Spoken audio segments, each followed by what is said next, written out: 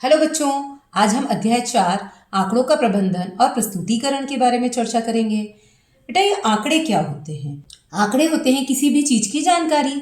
जैसे कि कक्षा में बहुत सारे बच्चे हैं तो उन्हें कौन सा फल पसंद है, कौन सी मिठाई पसंद है, या उनके कक्षा में प्राप्तांक क्या है किसी टेस्ट में, या उनकी ऊंचाई कितनी कितनी है। ये कुछ भी जानकारी हो तो उन्हें हम आंकड़े कह सकते हैं। आंकड़ों को एकत्र करना, उन्हें व्यवस्थित करना और उनका विश्लेषण करना अपने आसपास की दुनिया को समझने का एक तरीका है। जैसे कि शिक्षक ने बच्चों से पसंदीदा फल के बारे में पूछा और उनकी एक सूची तैयार करी। बच्चे का नाम लिखा और पसंदीदा फल का नाम लिखा। ऐसे करके उनने एक सूची तैयार करी। अब हमें पता करना है कि सबसे अधिक पसंद किए जाने वाला फल कौन सा है। अगर हम ऐसे एक एक करके ढूंढेंगे तो हमें बहुत देर लग जाएगी। तो इसके लिए देखो हम क्या कार्य करते हैं। हमने क्या किया, आंकड़ों को सूचीबद्ध किया, उसके लिए मिलान चिन्ह बनाया और जानकारी को आसान तरीके से प्रस्तुत करने का प्रयास किया। जैसे कि सबसे पहले हमने सब फलों के नाम लिख लिए। यहाँ कौन कौन से फल थे? आम, अमरूद, केला, सेब, संतरा और पपीता। अब आम कितनी बार आया वो देख देख कर हमने मिलान चिन्ह लगा दिया। जैसे कि रवि ने आम पसंद किया था, राजू ने अमरूद, तो हम एक एक फल को देखते जाएंगे और मिलान चिन्ह लगाते जाएंगे। तो देखिए, यहाँ हमारे पास कुछ प्रश्न है। जैसे कि सबसे अधिक पसंद किए जाने वाले फल को आप कैसे ज्ञात करेंगे? सबसे अधिक पसंद किए जाने वाला फल कौन सा आया? हमारा सेब आ गया है। ये सबसे अधिक पसंद किए जाने वाला फल है हमारा सेब। आम कितने बच्चों का पसंदीदा फल है, कैसे पता करेंगे? ये आम है, उसके आगे 3 है तो मतलब 3 बच्चों का पसंदीदा फल है। तो देखिए, आम कितने बच्चों का पसंदीदा फल है, कैसे पता करेंगे? तो आम के आगे 3 लाइन है, मतलब ये 3 बच्चों का पसंदीदा फल है। कौन कौन से फल समान संख्या में बच्चों द्वारा पसंद किया जाता है? तो देखिए, अमरूद भी 2 बच्चों द्वारा पसंद किए जा रहे हैं और संतरा भी 2 बच्चों द्वारा पसंद किए जा रहे हैं। तो इसका आंसर होगा अमरूद और संतरा। ये दोनों फल समान संख्या में बच्चों द्वारा पसंद किए जा रहे हैं। अब जैसे अगर हमसे पूछा जाता कि सबसे कम पसंद किए जाने वाला फल कौन सा है, तो देखिए अमरूद भी 2 ही बच्चे पसंद कर रहे हैं और संतरा भी। तो सबसे कम पसंद किए जाने वाला फल भी यही होता, अमरूद और संतरा। तो सबसे कम पसंद किए जाने वाला फल अमरूद एवं संतरा है। अब इस अध्याय में हम चित्रालेख, दंडालेख, इन्फोग्राफिक्स के बारे में भी अध्ययन करेंगे। प्रश्न क्रमांक 1, बारंबारता 6 को दर्शाने के लिए सही मिलान चिन्ह बताइए। तो देखिए, ए में 1 2 3 4 5 खड़ी रेखाएं ली गई है और एक आड़ी ली गई है। तो पहले 5 खड़ी पे एक आड़ी नहीं लगानी है, हमें 4 पे एक लगानी है, तो ये तो गलत हो गया। अब बी में तो कोई आड़ी रेखा है ही नहीं, सारी सीधी ले ली इनने, 1 2 3 4 5 6, तो ये तो गलत हो गया। सी में देखते हैं, 1 2 3 4 खड़ी है और 5वीं आड़ी है और फिर छठी रेखा सीधी ले रखी है खड़ी, तो ये सही है। और डी में देखिए, 1 2 3 खड़ी है और चौथी को ही आड़ी कर दिया, तो ये तो गलत है, 5वीं को आड़ी करते हैं हम तो हमारा सी वाला जो ऑप्शन है, आंसर सी सही होगा। प्रश्न क्रमांक 2, यदि एक ये स्माइली का साइन दे रखा है, वो 2 विद्यार्थियों के बराबर बता रखा है, तो 5 विद्यार्थियों को प्रदर्शित करने के लिए क्या प्रतीक लेंगे? तो देखिए, ये एक स्माइली का साइन 2 के बराबर है, तो 2 4 के बराबर हो जाएगा और 1 का हम आधा लेंगे। तो हम ऐसा ढूंढते हैं जिसमें 2 पूरे और 1 आधा हो। अब इसमें तो देखिए तीनों पूरे, मतलब ये 2 2 4 2 6 हो गए, तो ये गलत हो गया। अब इसमें देखिए 1 2 3 4 पूरे हैं, मतलब 2 4 6 8, तो ये भी गलत हो गया।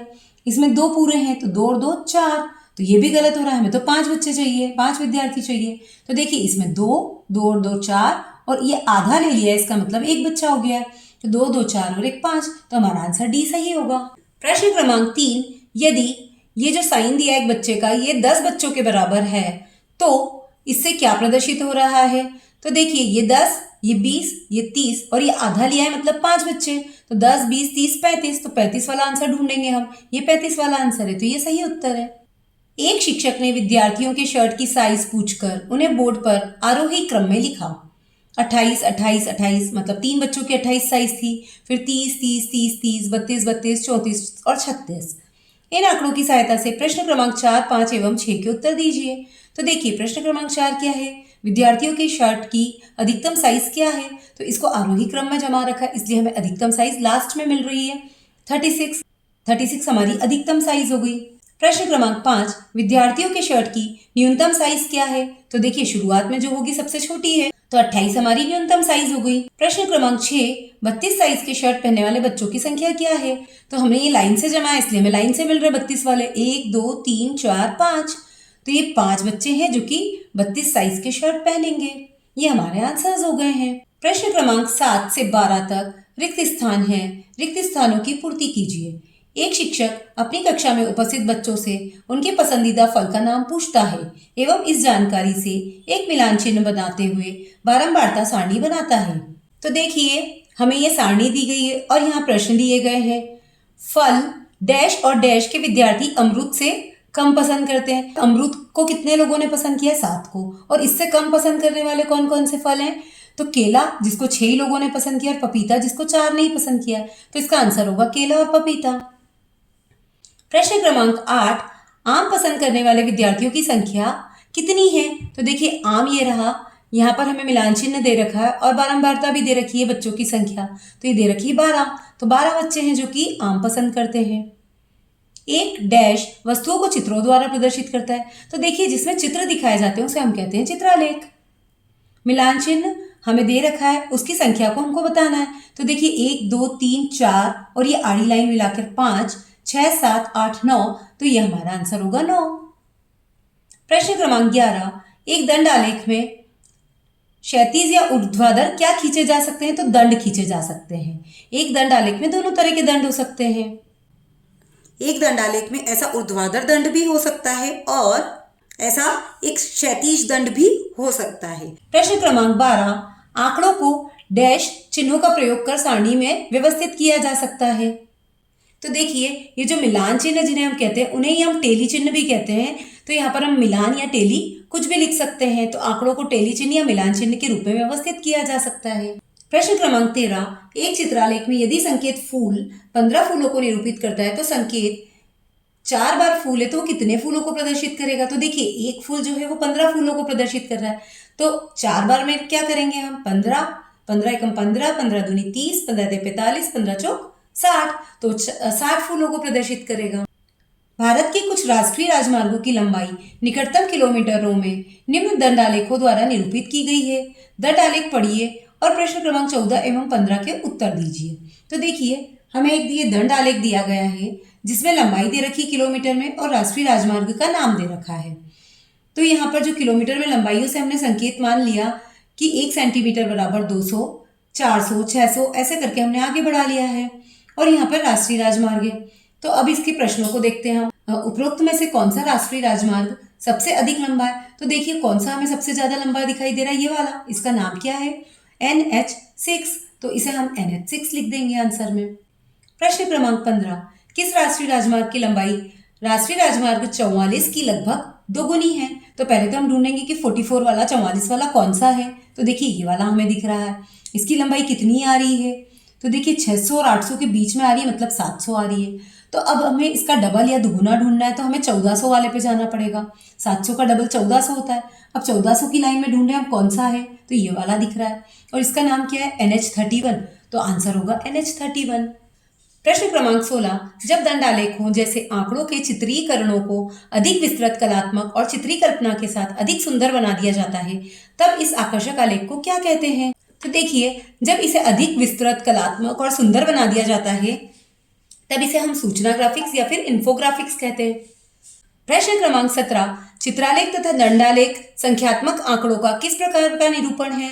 तो देखिए ये चित्रीय निरूपण है क्योंकि उसमें चित्र दिख रहे हैं या फिर दंड दिख रहे हैं, दोनों ही चित्र के समान दिखाई देते हैं, तो इसे हम चित्रीय निरूपण कहते हैं। प्रश्न क्रमांक 18, संख्या 5 को निरूपित करने के लिए सही मिलान चिन्ह क्या होगा?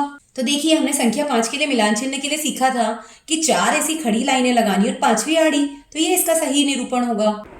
गणित विषय के 10 अंक के मासिक टेस्ट में एक विद्यालय के 25 बच्चों ने निम्नानुसार अंक प्राप्त किए जो कि हमें यहाँ दिए गए हैं। इन आंकड़ों के आधार पर हमें इन प्रश्नों के उत्तर देने हैं। प्रश्न क्रमांक 19, इन आंकड़ों को आरोही क्रम में लिखिए और सर्वाधिक अंक प्राप्त करने वाले बच्चों की संख्या लिखिए।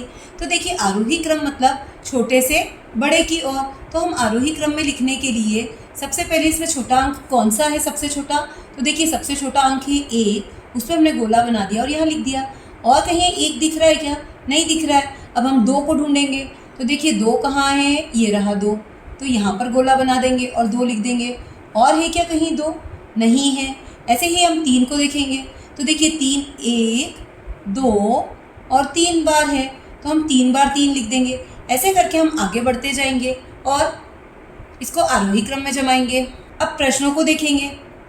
प्रश्न क्रमांक 20 में 2 प्रश्न हैं। पहला प्रश्न, 3 व उससे कम अंक प्राप्त करने वाले बच्चों की संख्या लिखिए। तो देखिए उसमें 3 या उससे कम बोला है, तो हमको यहाँ से पहले वाले बच्चों की संख्या गिननी, 1 2 3 4 5, क्योंकि उसमें 3 या 3 से कम है तो इधर के 5 बच्चे आ जाएंगे। तो पहले का आंसर होगा 5। कितने बच्चों को 7 से अधिक अंक प्राप्त हुए? तो देखिए 7 ये रहा, इससे अधिक बोला है तो इसको नहीं गिनेंगे हम, उसके बाद वालों को गिनेंगे, 1 2 3 4, तो इसका आंसर होगा 4। प्रश्न क्रमांक 21, एक विद्यालय के कक्षा 6 के 20 विद्यार्थियों की ऊंचाइयां निम्नानुसार है। इन आंकड़ों की सहायता से मिलान चिन्ह बनाते हुए एक सारणी बनानी है। तो देखिए हमने ये ऊंचाइयां लिख ली है। यहाँ पर जो सबसे छोटी ऊंचाई थी 142 पहले वो लिख लिया, फिर उससे बड़ी कौन सी 144 वो लिख ली। ऐसे करके हम आगे बढ़ते गए आरोही क्रम में और लिख लिया। अब मिलान चिन्ह जैसे हमने यहाँ पर जैसे हमने इसके पहले वाले प्रश्न में देखा था कि कौन सी संख्या कितनी बार आ रही, तो उसके लिए हम मिलान चिन्ह लगाते हैं। तो मिलान चिन्ह लगाते जाएंगे। जैसे 142 हमारी कितनी बार आ रही है, 3 बार आ रही, तो हमने 3 बार उसके लिए मिलान चिन्ह लगा लिया। ऐसे ही हम आगे भी लगाते जाएंगे और जो यहाँ गिनती आएगी वही हम बारंबारता में लिख देंगे। और इसका कुल योग कितना है, 20 विद्यार्थी, इसलिए 20 आना चाहिए। अगर इसको जोड़ने पर 20 आ रहा है तो सही है।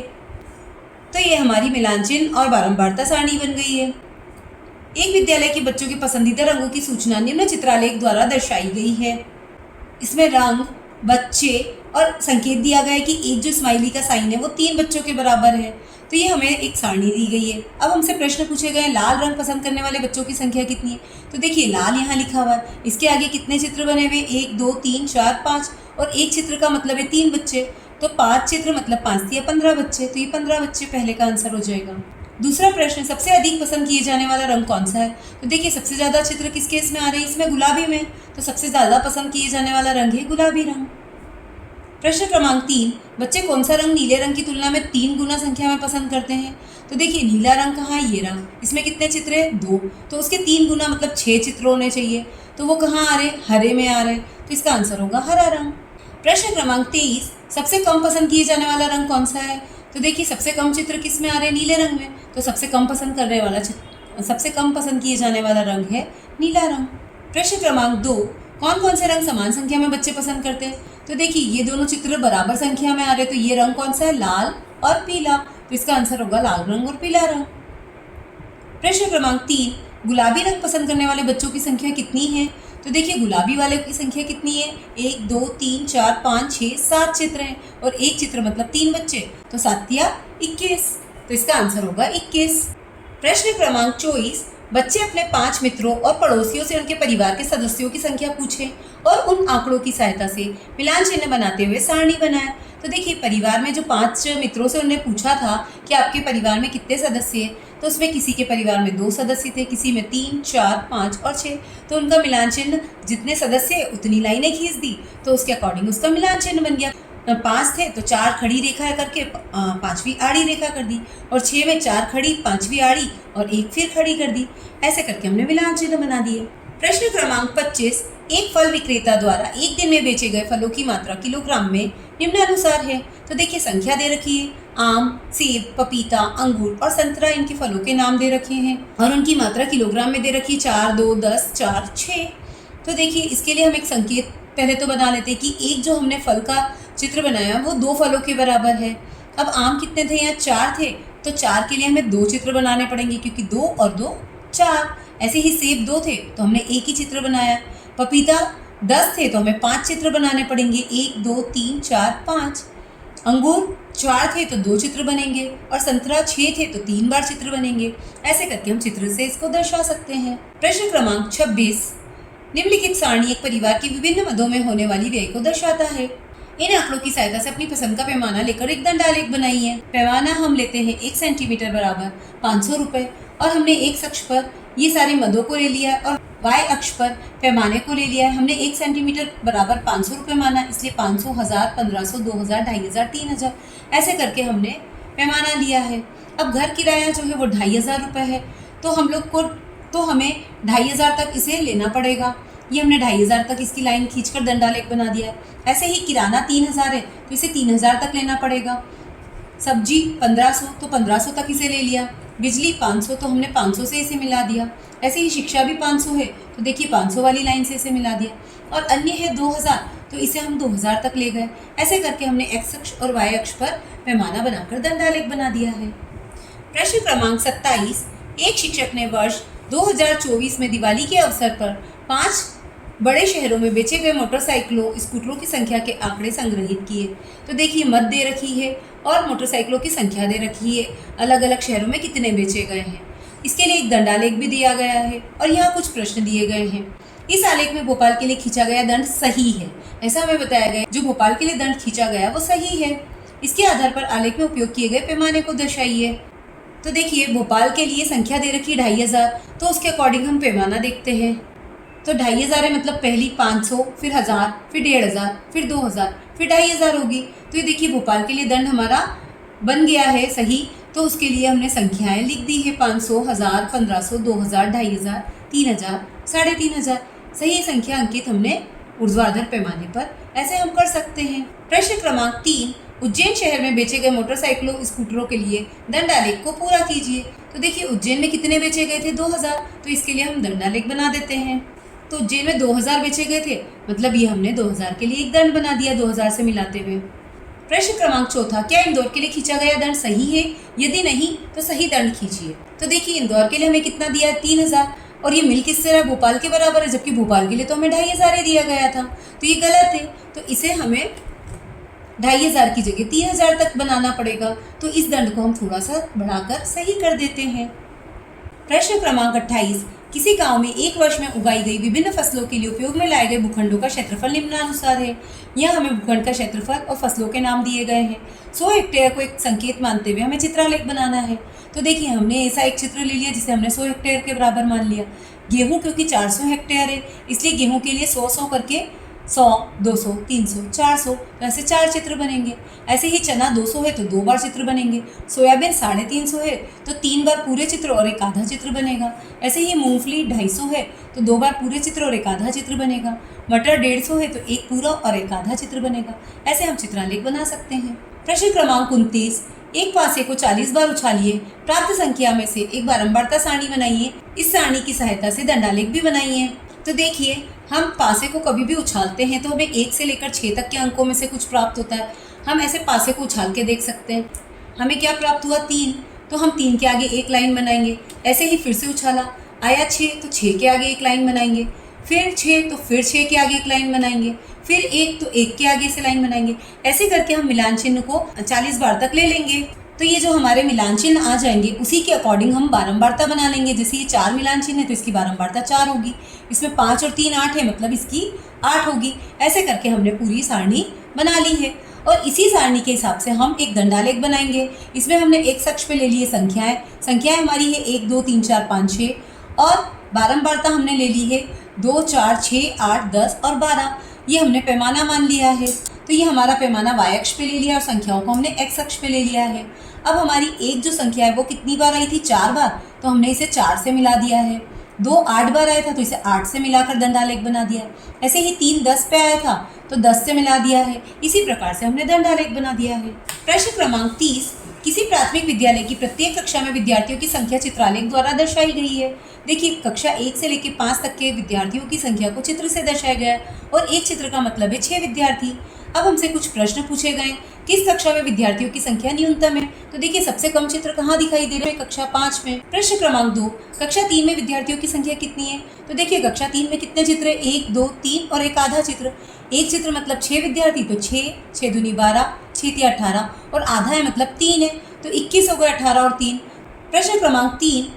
कक्षा 1 और कक्षा 4 के विद्यार्थियों की संख्या के बीच कितना अंतर है? तो देखिए कक्षा 1 में टोटल कितने विद्यार्थी? 6 दूनी 12 और ये आधा है, इसका मतलब 3 है, तो मतलब हो गए 15 विद्यार्थी। 12 और 3 15। ऐसे ही कक्षा 4 में 6 दूनी 12, 6 3 18, 6 चौक 24 विद्यार्थी हैं। 24 में से जब हम 15 को घटाते हैं तो हमारे पास आ जाते हैं 9 विद्यार्थी। प्रश्न क्रमांक 4। किस कक्षा के बच्चे संख्या में कक्षा 4 के बच्चों के आधे हैं? तो देखिए कक्षा 4 में कितने हैं? 1 2 3 4 चित्र है और कक्षा 5 में 2 ही चित्र हैं, तो मतलब कक्षा 5 के बच्चे कक्षा 4 के बच्चों से आधे हैं। प्रश्न क्रमांक 5। यदि कक्षा 1 में 3 और विद्यार्थियों को प्रवेश मिलता है तो आलेख में किस प्रकार का परिवर्तन होगा? तो देखिए कक्षा 1 में 2 पूरे चित्र थे और एक आधा चित्र था। यदि 3 विद्यार्थी और आ जाते हैं तो ये जो आधा चित्र है ये पूरे चित्र में बदल जाएगा। तो हमारा आलेख जो होगा उसमें कक्षा 1 में 3 पूरे चित्र आ जाएंगे।